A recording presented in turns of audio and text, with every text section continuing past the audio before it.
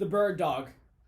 We'll get right into the bird dog. There's a few key points that we want to remember there. We want to start in your tabletop, and we'll just work with the bottom portion of the body first.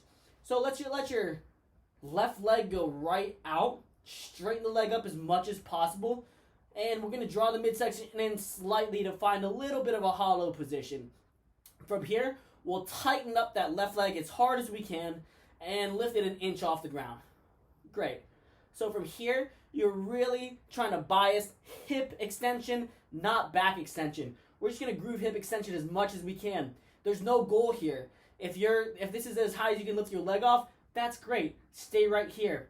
If you can get all the way up here, that's fine. But I want it to move from the hip, okay? Now, I'll show you what it looks like to move from the back. If I'm here, that's me moving from the back. It's a little exaggerated, but that's from the back and dropping into my right side. Okay, so we need to keep the spine nice and rigid, stomach nice and tight, so that everything comes from the hip. Now, the spine is back extension is a synergist of hip extension. That's true.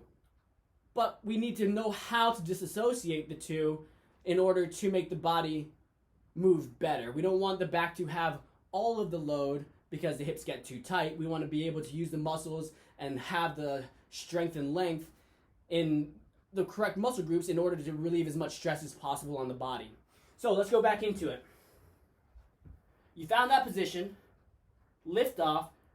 Trunk engaged. Let me tuck that in. A trunk's engaged.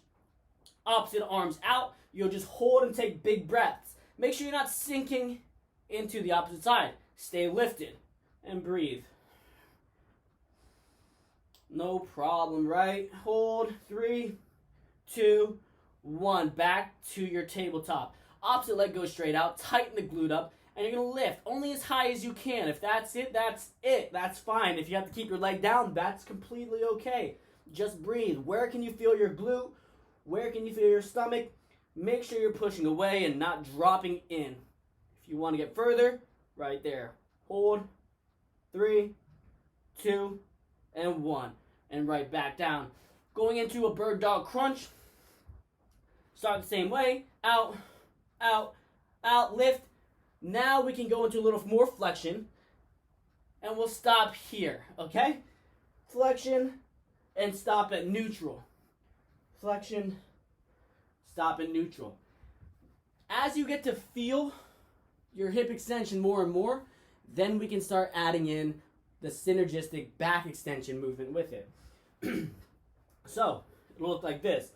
Lift, down, hip, feel my glute fire, and then a moderate amount of back extension. Flexion, feel the glute fire first, moderate amount of back extension. Then we can start to get more and more flowy with it. But I really encourage you to find that hip extension first so you can disassociate the two so we can become more and more aware in our bodies. Awesome. Give that a shot and I'll see you in the next video.